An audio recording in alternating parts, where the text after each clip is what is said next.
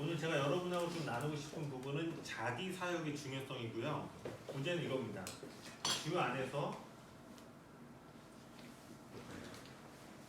스스로 강해지는 삶.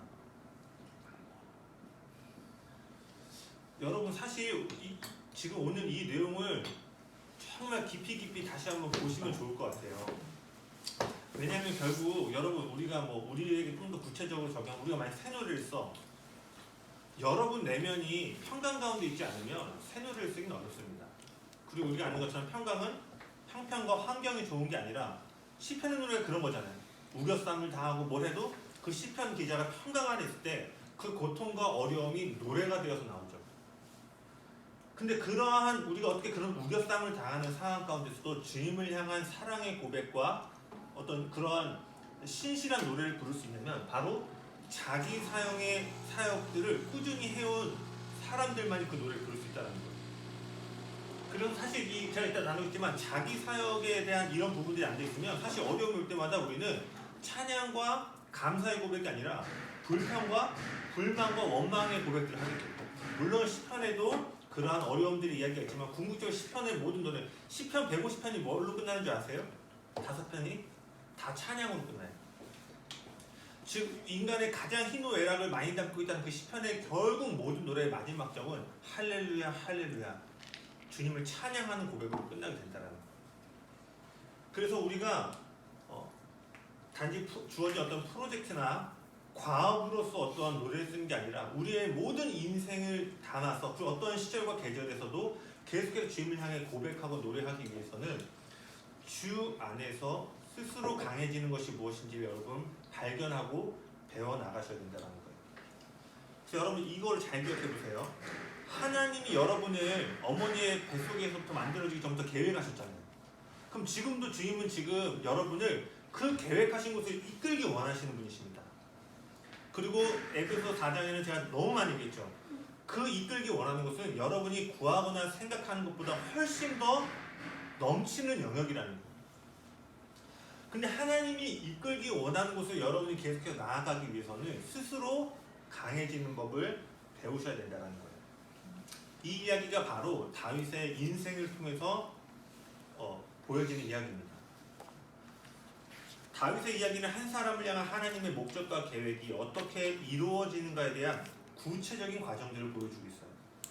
제가 기도의 집이라던가 제가 너무 많이 했던 얘기이기 때문에 제가 기도의 집에서도 30강이 넘는 다윗의 삶을 살펴보았던 이유가 오늘 이따 보겠지만 사무엘상 30장 6절 때문입니다. 사무엘상 30장 6절 한번 보실래요?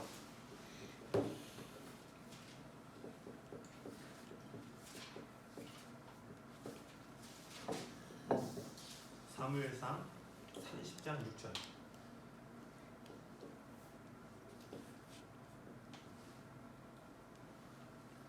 여러분이 진짜 여러분이 인생에 하나님이 목적하신 그곳까지 도달하기 위해서는 이 말씀을 깊이 보셔야 돼요. 같이 한번 읽어보겠습니다. 사무엘상 30장 6절입니다. 시작. 백성들이 자녀들 때문에 마음이 슬퍼서 다윗을 돌로 치지 않으니 다윗이 크게 다급하였으나 그의 하나님 여호와를 힘입고 용기를 얻었더라. 이거를 영어 성경으로 보면 다윗이 주 하나님 여호와 안에서 himself 스스로 강해져서 이 위기를 돌파했다고 되어 있어요. 이게 중요합니다. 다윗은 어떠한 역경과 어려움이 올 때 하나님 선하시니까 어떻게든 가장 좋은 길로 인도하실 거야 라고 한 게 아니라, 물론 그런 계절이 있지만 지금 사무엘상 30장에서는 다윗이 himself 스스로 하나님 앞에서 강해져서 일어나야지만 돌파할 수 있는 순간이었다는 거예요. 다윗은 우리가 아는 것처럼 하나님 마음에 합한 사람이었음에도 불구하고 셀 수 없는 절망과 고통, 실망과 배신이라는 시련의 세월을 지나가게 됩니다. 이는 하나님의 뜻이 이루어져가는 여정 가운데 우리가 어떠한 종류의 훈련과 테스트를 받는가를 보여주는 거예요. 동의하시죠? 여러분에게 이미 하나님의 약속의 말씀이 있잖아요. 컨퍼런스에도 기도 받았고 신년에도 받고 어쨌든 여러분 인생에 대한 하나님의 뜻은 이미 여러분이 알고 있어요. 그런데 우리의 어려움은 언제 찾아요? 제가 눈에 얘기했잖아요. 인생이 평탄하면 좋은데 재정의 어려움, 관계의 어려움, 미래의 골리앗, 이것들이 우리가 갈 때 우리 인생을 저지하고 막아선다라는 거예요. 근데 중요한 건 이러한 분투의 지점에서는 어떻게든 하나님이 푸른 초장으로 인도하시겠지가 아니라 이런 분투의 지점에서는 우리의 역할과 책임들이 있는데 그것이 뭐냐면 주 안에서 스스로 강건해지는 도구들을 사용해야 된다는 거예요. 아멘. 그래서 만약에 이따 보겠지만 다윗이 여기 이 시점에서 하나님을 스스로 강해지는 법을 못 배웠다면 다윗은 무너졌습니다. 이것들을 좀 보고 싶어요. 우리는 너가 하나님 마음에 합한 사람이야. 예언을 받고 기도를 받으면 인생이 막 꽃을 피우고 나아갈 것 같지만 우리의 인생만 보더라도 와 예배 때 하는 그런 막 약속의 말씀 받고 막 눈물 흘리고 하지만 변화되지 않는 삶의 현장이라던가 어려운 문제들 앞에서 낙심하거나 어려움을 겪을 때가 있죠. 혹독한 시련과 절망, 끔찍한 배신 가운데서도 다윗은 어떻게 끝까지 주님이 뜻하신 곳으로 갈 수 있었는가. 그 열쇠는 그가 모든 것으로부터 완전히 단절되어서 고립되어 있는 순간에도 주님 안에서 스스로를 강하게 하는 것에 있었습니다. 여러분 제가 오늘은 다윗의 생애를 볼 게 아니기 때문에 빨리 넘어갈게요. 첫 번째 다윗은 가족으로부터 거절받았죠.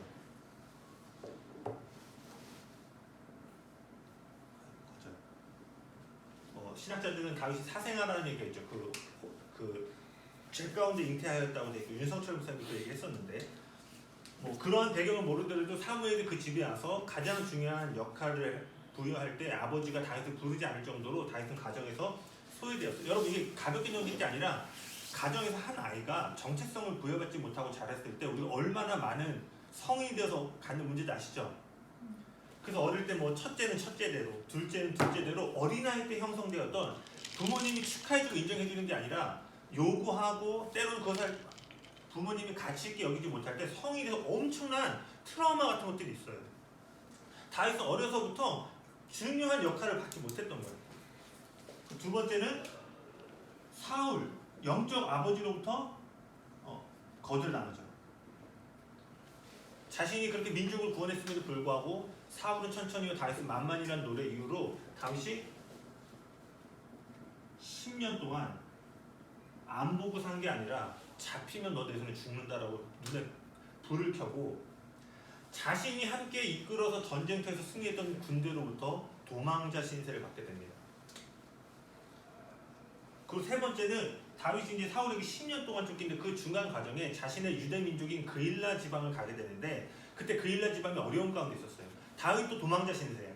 근데 하나님 앞에 기도했을 때 이방 민족으로부터 고통당하는 그일라를 구하라는 응답을 받고 목숨을 걸고 그일라 민족 다시 자신의 민족을 도와줍니다. 그러고 있다가 얼마 안 있다가 사울이 갑자기 그일라에 있다는 소식을 듣고 쳐들어오는 거예요. 그때 다윗이 하나님 이 그일라가 나를 사울의 손에 넘기겠습니까 안 넘기겠습니까 했을 때 그들이 너를 버릴 것이다라고 얘기해요. 대가 없이 도왔던 이들로부터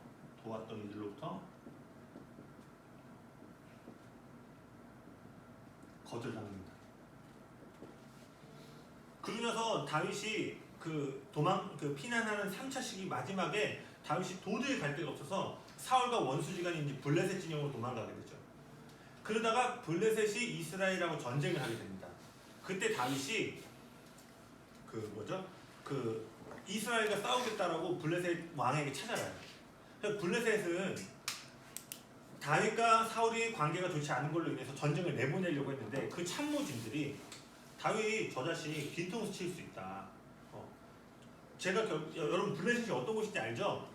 사울이 천천히요 다윗이 만만이라고 불렀던 노래를 부를 수 있었던 골리앗을 죽인 곳이에요. 그 원수의 땅 가운데서 어떤 일이 일어나면 원수로부터 거절당합니다. 원수도 안 쓰겠다라는 거예요. 근데 여기서 끝나는 게 아니죠. 여러분 다 아시는 얘기지만 다윗이 이제 블레셋 왕을 찾아가서 내가 사울과 싸우겠습니다 했는데 참모진들이 야 너는 못 써먹어 너 뒤통수 칠 거 하면서 버림받잖아요. 그리고 나서 집으로 돌아왔는데 그때 어떤 일이 일어나요? 집이 불타고 모든 아녀자들이 자신의 소유와 가족을 빼앗기게 되죠. 그리고 마지막으로 인간이 경험할 수 있는 가장 지독한 배신을 다윗이 당하게 되죠. 사회로부터 버림받아서 10년 동안 똥기저귀 갈면서 키웠던 다윗의 용사들이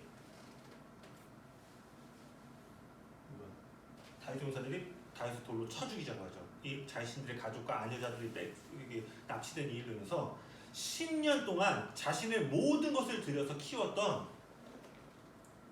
동역자들로부터 배신당합니다.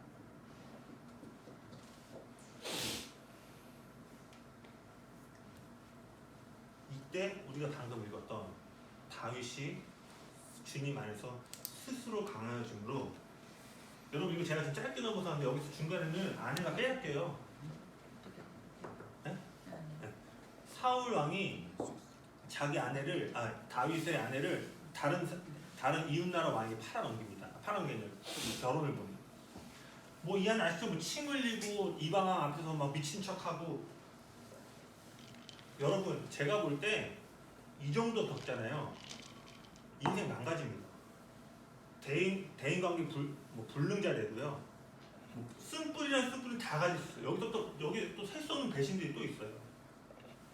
그런데 다윗은 어떻게 가족으로부터 버림받아, 사울로부터, 그리고 대가 없이 난 도왔는데 걔는, 여러분 이런 거 있지 않아요? 좀 친했는데 뒤에서 내 뒷얘기 한번 들어도 마음이 어렵고 휘청휘청할 때가 있는데 값없이 도왔던 이들이 그냥 대놓고 배신하는 거예요. 그리고 심지어는 원수였던 그놈도 나를 배신해. 그리고 근데 이 일이 뭐냐면 순종하면 순종할수록 이러한 어려움들 가운데 겪게 됐다라는 거예요. 사실 순종하고 지난해 금식하고 상황이 나아져야 되잖아요. 여러분의 인생도 그런 어려움이 있는 거 아니에요? 이번 기도회 때 내가 정말 작정하고 기도해야지. 근데 아무 응답이 없는 것 같고 상황은 더 어려워진 것 같아요. 재정은 더 어려워지는 것 같아요.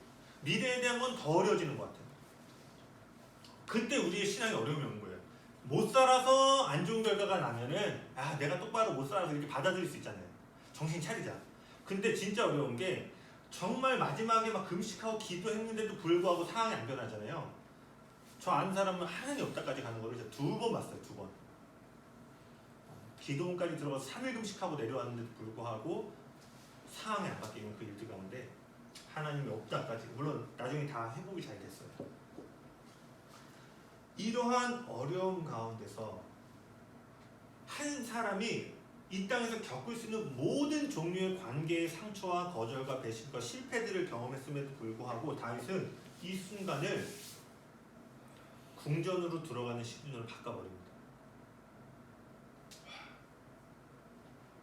제가 이것 때문에 기도집에서 30강이 넘는 걸 다 파기 시작한 거예요. 나는 여기서 무너졌을 텐데. 제가 생각하다 보면은 가까운 이들로부터 배신당하는 지금은 이제 조금 덜 휘청할 것 같은데 휘청휘청해요. 그리고 언제나 배신은 가까운 사람부터 오는 거예요. 솔직히 저 멀리 있는 애가 전사님 저렇대, 전사님 영향가도 없어. 근데 우리 미가 많이 그래요. 저는 휘청 안 하지만 결국 여러분 마음을 어렵게 하는 거는요, 여러분의 가까운 거리에 있는 사람들이 여러분을 비난하거나 그럴 때 오잖아요. 그쵸? 네. 근데 이때 이 가장 절망적인 순간을 우리는 이 전체 이야기를 알죠. 이 장이 넘어가고 나서 드디어 다윗이 17세 때 받았던 왕의 기름 부음이 성취되는 그 새로운 챕터로 인생이 들어가게 됩니다. 되게 아이러니하게도 주님은 궁전으로 들어가는 문을 때로는 우리로 하여금 어려움과 절망 또는 배신의 시간 가운데 궁전의 문을 세워두신다는 거예요. 하나님 선하시다면서요. 왜 그런 줄 아세요? 여러분이 이렇게 낮아졌을 때 하나님을 신뢰하고 찬양하지 못하면 여러분이 그 모든 것을 가졌을 때 그분을 신뢰하고 찬양할 수 없기 때문입니다. 그러나 반대로 이렇게 거절당하고 어려운 때에 하나님을 신뢰하고 고백하고 노래할 수 있다면 주님은 이제 우리한테 내가 이제 하늘의 전부를 맡겨도 괜찮겠다라는, 즉 우리가 낮아졌을 때 하나님을 신뢰하면 하나님은 모든 것을 주는 것에 관해서 그 사람을 신뢰하신다라는 거예요. 아멘. 이것은 앞서도 얘기했던 것처럼 사울, 다윗만의 이야기가 아니라 여러분의 이야기를 고스란히 가져올 수 있죠. 여러분도 하나님이 여러분을 향해서 계획하신 곳, 그곳으로 계속 나아가기 위해서는 이러한 인생에서 마주하는 풍랑 또는 조금도 전진하기 어려운 맞바람이 부는 상황 가운데서 전진할 수 있는 법들을 배우셔야 된다는 거예요. 자연의 법칙 중에 되게 놀라운 게 하나 있어요. 원래 콜럼버스가 그 대륙을 횡단하잖아요. 초반에 계속 실패해요. 초창기는 배에 다시죠. 네. 도시 밑으로 내려. 맞아. 다시죠. 돛담배니까 다. 아주 오래전에 초창기는 다시 이렇게 생겼어요. 근데 콜럼버스가 갈 때마다 이제 순풍이 불 때는 배가 가는데 대륙을 횡단해야 되는데 맞바람이 올 때 번번이 실패하는 거예요. 그리고 나서 이게 어떻게 바뀐 줄 알아요?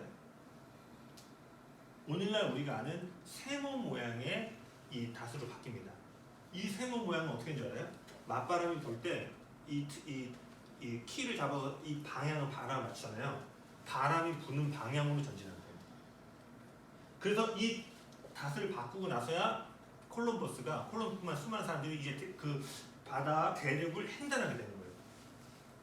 즉 우리의 인생에서 맞바람이 불어올 때 그것이 뭐 하나님이 암을 주셨다, 하나님이 뭐 이런 거절을 주셨다 그게 아니죠. 하지만 그 어려움의 순간에도 우리가 받을 수 있는 혜택과 승진들은 가져야 된다는 거예요. 아멘. 할렐루야. 그래서 사실 신앙의 아주 중요한 여러분의 신앙의 기지가 발휘돼야 될 때는 순풍이 불 때가 아니에요. 맞바람이 불어올 때 여러분의 믿음이 진짜 일구된 때라는 겁니다. 그래서 제가 이걸 시작하면서 처음에 나왔던 게 뭐예요? 바울이 믿음의 선한 싸움을 싸우라. 우리의 믿음의 여정이 놀러가는 게 아니라 때로는 이런 치열한 맞바람을 뚫고 지나가는 싸움과도 같다라고 얘기합니다. 근데 이런 것들을 돌파하기 위해서는 이 맞바람이 들어올 때 전진하기 위해서는 주 안에서 스스로 강해지는 법을 발견하고 배워나가야 된다는 거예요. 동의하시나요? 그리고 이러한 시간들이 우리 인생 가운데 주어질 때 여러분 이걸 기억하셔야 돼요. 이러한 순간들은 여러분 인생 가운데 주어진 약속과 정면으로 대치되는 상황입니다. 믿음으로 나아가 하나님을 보리라. 올해 주어진 말씀 하나님 일할 목사님도 그랬잖아요. 반전을 얘기했더니 바로 코로나에 그러셨는데 주어진 말씀과 환경이 대치되는 이러한 지금 6개만 이러한 순간에 어떠한 것들이 드러나냐면 너가 정말 내 말씀을 믿어? 내가 너에게 준 약속과 현실이 반대되는 그때에도 너는 내 말씀을 의지함으로 이 상황을 걸어갈 수 있는가에 대한 질문들이 그 시간 가운데 주어진다는 거예요. 여러분 순풍이 불 때도 주님을 찬양하고 노래할 뿐만 아니라 역경의 시기와 때로는 극심한 배신 가운데서도 주님을 노래할 수 있는 예배자들이 되길 예수님을 축복합니다. 아멘. 그리고 다시 한번 거듭 이제 다 왔어요. 거듭 강조하지만 우리가 하나님은 선하시다. 이거를 잘 기억하셔야 돼요. 아까도 얘기했지만 여러분 저는 좀 이런 표현을 쓰고 싶어요. 우리 안에 우리라는 건 여기 말하는 게 아니라 우리 오늘 믿는 사람들 안에 게으른 신학이 있습니다. 게으른 신학은 뭐냐면 아까 말한 이런 거예요. 하나님은 반드시 좋은 길로 인도하실 거예요.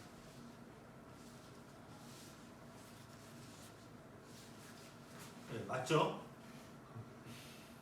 그러나 이건 아니에요. 내가 어떻게 하든지 하나님 좋은 길로 인도하실 거예요. 왜냐? 책임감 있는 부모라면 이걸 아주 쉽게 알 수 있어요. 내가 만약 보경이 아빠야. 근데 보경이가 막 살아. 난 여전히 사랑해. 아버지로서.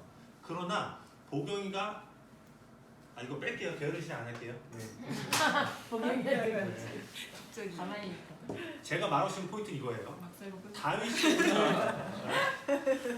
자 입양 거듭했습니다. 제가 말하고 싶은 부분은 물론 우리가 갈 바를 알지 못하고 그저 우리가 때로는 실수를 하거나 잘못된 선택을 해도 좋은 길로 이끄시는 하나님의 손길이 분명히 있어요. 그러나 우리 인생의 가장 분투의 지점에서는 여러분이 해야 될 일들이 있다는 거예요. 그것은 뭐예요? 스스로 주 안에서 신령을 강건하게 하는 겁니다. 이거를 신약 성경에서 바울이 뭐라고 얘기하냐? 너희 속사람을 능력으로 강건하게 해. 즉 우리가 우리의 속사람을 강건하게 해서 어떤 어려움과 맞바람이 불어오는 그때에도 우리의 신령이 주 앞에 고정되어 있을 때 그때 부르는 노래가 새 노래가 되고 찬양이 되는 거예요.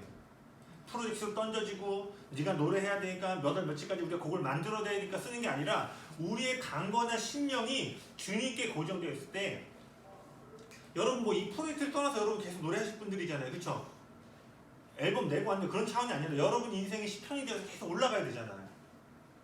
그러한 순간에 우리가 주님 안에서 이 강해지는 법들, 즉 주님과 동역하는 자리 가운데 설 때만이 우리가 이러한 분투의 지점에서 하나님의 마음을 울리는 찬양을 하게 된다는 거예요. 그리고 결국 우리가 곡 쓰다 보면 항상 가사에서 걸리는 거 아니에요? 가사? 왜냐하면 때로는 우리가 이 분투의 지점을 올라간 경험이 때로는 적기 때문일지도 몰라요.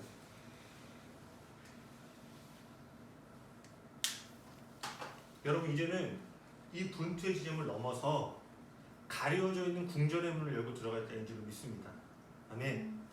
그럼 이렇게 스스로를 어떻게 강하게 할 수 있는가 도구들을 몇 가지 알려드릴게요. 다윗이 하루아침에 된 게 아니에요.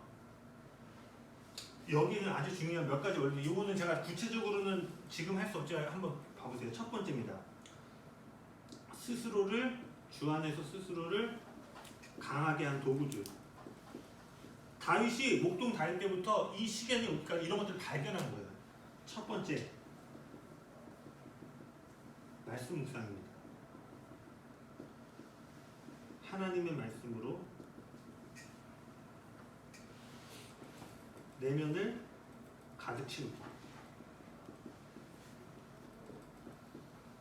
뭐 따로 설명 안 해도 되겠죠? 두 번째, 말씀이 우리 안에 채워지면은 자연스레 나오는 반응이 뭐냐면 기도입니다. 제가 그래서 유진 피터슨 얘기했죠. 아기가 언어를 배울 때 보면은 아기가 태어나서 처음으로 하는 말이 엄마 할 때 그 엄마가 스스로 자음 모음을 알아서 한 게 아니라 들음을 통해서 말한다고 했어요. 그래서 유진 피터슨은 인간이 태어나서 이 땅에 하는 첫 번째 말은 사실 첫 번째 말이 아니라 두 번째 말이다라고 얘기했죠. 즉 말씀을 묵상하여서 우리의 혈관과 세포 가운데 이것이 흐르게 하면 자연스레 뭐가 이루어지게 되면 기도가 이루어지게 되는 거예요. 근데 이 기도는 저는 세 가지로 좀 나눠보고 싶어요. 첫 번째, 이 기도는 감사로 나오게 됩니다. 그리고 여러분 기억하실 때 감사는 원수의 손에 들린 무기를 땅에 떨어뜨립니다. 여러분 이 분투 중에서 여러분 반드시 기억하셔야 될 게 영적 전쟁이 있어요. 여러분이 믿음의 도약을 할 때 마귀가 반드시 역사합니다. 여러분이 마귀는 당연히 끌어내리려고 하지 않겠어요? 내가 막 돌파를 앞에 있어. 내 눈에 안 보이지만 영적으로 지금 요 한 걸음만 넘으면 돌파야. 그럼 마귀가 무슨 수를 써서라도 여러분을 막으려고 한다는 거예요. 그러니까 뭔가 갈 때 이 감사는 그러한 절대적인 순간에 여러분을 끌어내리려고 하는 원수의 손에 든 무기를 감사할 때 땅에 떨어뜨리겠네요. 두 번째는 감사와 찬양은 사실 한 짝이죠. 그분이 행하신 일을 감사하다 보면은 자연스레 그분을 찬양할 수밖에 없습니다. 그러니까 원래는 이 히브리적 세계관에서 기도는 감사와 찬양 이런 것이 다 들어가 있는 거죠. 기도 따로 찬양 따로가 아니라. 그 찬양은 모든 배경에 하나님을 두게 된다. 찬양을 하게 되잖아요.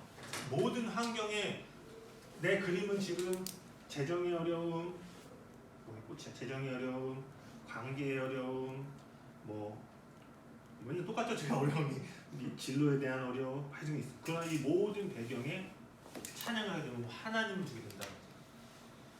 그러니까 자연스레 찬양을 하게 되면 우리가 문제에 집중하는 게 아니라 우리 시선이 임재에 고정되므로 이 전체의 그림 안에서 평강을 유지하게 됩니다. 그리고 제가 나중에 꼭 티칭하고 싶은 것 중에 하나가 방언 기도예요. 여러분 스스로를 강건하게 하고 이 분투의 지점을 넘어가려면 방언 기도를 할 줄 아셔야 됩니다. 그러니까 방언을 하냐 안 하냐가 아니라 그때 보니까 방언 기도 다 하신다고 했잖아요. 이 방언 기도를 활용할 줄 아셔야 돼요. 혼자 있을 때 방언 기도 하시는 분. 네. 방언 기도 하셔야 돼요. 왜냐? 바울이 말하기를 모든 은사는 교회와 다른 사람의 덕을 세우는데 유일하게 자신의 덕을 세우는 은사가 딱 하나입니다. 방언입니다. 그래서 바울이 뭐라고 그래요? 방언으로 기도하면 남들은 못 알아듣는다. 그러나 영으로 비밀을 말하기 때문에. 그리고 이거 나중에 한번 할게요. 그래서 여러분 방언 기도 나중에 제가 여러분이 하고 싶은 게 목표 안 쉬고 30분. 처음에 5분부터 시작해서 그래서 여러분의 영을 강건하게 하려면 매일 방언 기도를 하셔야 돼요. 이거는 제가 나중에 한번 티칭을 할게요. 그러니까 이게 이미 다 도구들이 주어졌는데 안 쓰고 있다면 우리의 심령이 강건해지기 힘든 거예요. 그러면 하나, 둘, 셋, 네 개죠. 다섯 번째 선포입니다. 하나님의 약속을 내 것으로 취하는 거예요. 그리고 좀 더 구체적으로 예언적인 선포. 없는 것을 있는 것으로 말하기죠. 제가 언어에 대해서 여러분에 얘기했죠. 여러분이 말하는 것이 여러분 삶 가운데 재형성되게 됩니다. 왜냐하면 우리의 말은 마음에 가득한 것을 말하기 때문에. 그렇다면 역으로 우리는 하나님의 약속 안에서 없는 것을 있는 것으로 말하기 시작해야 돼요. 저도 이거 계속 연습하는 것 중에 하나 그거였잖아요. 아직 이 사람이 가치를 얻기 전에 이 사람을 가치 있는 사람으로 보고 말해주는 거예요. 할렐루야.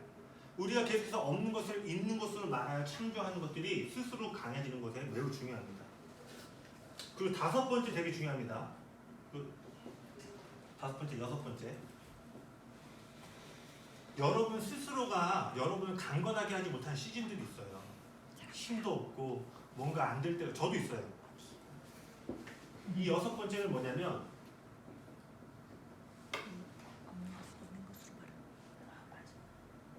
믿음의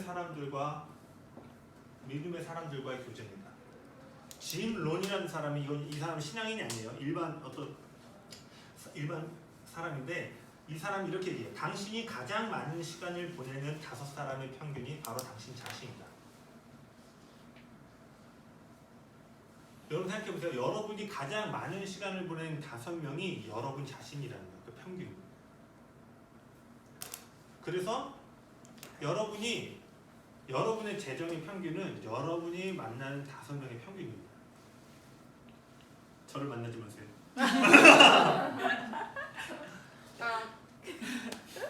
이 말을 이건 일반적인 세상의 표현이지만 그 사람이 분석을 한 거예요. 어떤 사람들 인생을 봤을 때 5명의 평균. 저는 이렇게 말하고 싶어요. 신앙력 거인을 무너뜨리기 원하면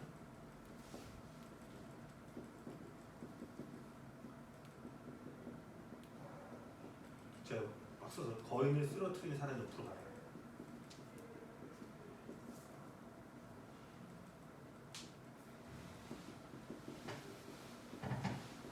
사무엘상 17장에 보면 온 이스라엘에서 거인을 죽이는 사람은 단 한 명입니다. 다윗이라는 사람이에요. 아무도 거인 앞에서 힘을 발휘 못해요. 그러나 다윗의 말년에 가면은 적어도 5명 이상이 거인을 죽이게 됩니다. 할렐루야. 17장에는 온 이스라엘에서 거인을 죽일 수 있는 사람이 한 명이었는데 그 다윗의 사역의 말미에는 적어도 5명이 거인을 죽이게 돼요. 어떤 일이 있는 거예요? 거인을 못 죽이던 자들이 거인을 쓰러뜨린 사람 옆에서 이 사람의 사고방식과 이 사람이 하나님을 만나는 것들 이런 것들 계속 보고 배우면서 그들도 거인을 쓰러뜨릴 수 있는 위치로 나아가게 됐다는 거예요. 그래서 저도 이럴 때 있어요. 여러분 우리가 스스로 뭔가 할 수 없을 때 있잖아요. 힘이 빠지고 어려울 때. 전 부정적인 사람 안 만납니다. 물론 제가 사역해야 될 때가 있어요. 그러한 부정적이거나 거친 비판을 할지라도 제가 품고 안 해야 될 때가 있는데 어떤 시점에 제가 스스로를 강하게 못할 때는 철저하게 안 만납니다. 그리고 그때 뭐예요? 내 영을 소생케 해줄 수 있는 사람들과의 교제들을 늘려나가기 시작하는 거예요. 그리고 다시 한번 내가 힘을 얻게 되면 다시 그러한 어려운 사람들을 만나는 자리로 나아가게 됩니다. 그 비행기에 보시면 승무원들이 그 사고 났을 때 그 교육을 하잖아요. 그때 가장 먼저가 뭐예요? 내가 먼저 산소호흡기를 쓰고 내가 숨이 들어오고 그 다음에 도울 사람들을 마스크를 자녀들이나 씌워주라고 돼 있어. 즉 우리가 먼저 하나님 안에서 영의 호흡을 해야지만 우리는 가진 것을 나눠줄 수 있기 때문에 다른 이들을 도울 수 있기 때문에. 그래서 여러분 믿음의 사람들과의 교제는 제가 볼 때 이 시대에는 노력하지 않으면 어렵습니다. 코로나19는 더 어려워요. 여기 계신 분들 보시면 이제 사람 만나는 게 피곤한 이슈가 됐어. 그리고 이제 알죠? 알고리즘이 여러분의 삶을 형성하잖아요. 나랑 의견 다른 사람하고 대화하는 거를 너무나 못 견디하는 시대로 들어간 거예요. 왜? 모든 알고리즘이 내가 뭐 이걸 A를 눌렀어. 그럼 A에 관련된 것만 계속 들어와. 그래서 요즘 그런 책도 나왔잖아요. 요즘 사람들이 왜 분노하냐면 이제는 자신의 삶에서 다른 의견을 가진 사람을 존중하거나 받아들이는 연습을 안 돼요. 다 알고리즘이 다 내가 원하는 것만 주니까. 그러니까 믿음의 교제도 어떤 거예요? 나하고 알고리즘이 맞을 때 갈 수 있어. 근데 알고리즘이 다를 수도 있잖아요. 그러한 때들을 이제는 경작하기가 어려운 시대가 되었기 때문에 여러분 특별히 스스로 강해지는 것이 어려울 때는 믿음의 사람을 찾아가세요. 그게 사역자가 될 수도 있지만 그게 아니더라도 믿음의 동역자들을 만드시고 찾아가시고 그게 없다면 기도하셔야 돼요. 하나님 요나단과 같은 친구들을 만나게 도와주십시오. 제 인생의 여정에서 스스로 돌파하지 못하는 그때 저희 돌파를 도와줄 수 있는 믿음의 요나단을 붙여주십시오. 할렐루야. 끝입니다. 기도 한 번만 해볼까요?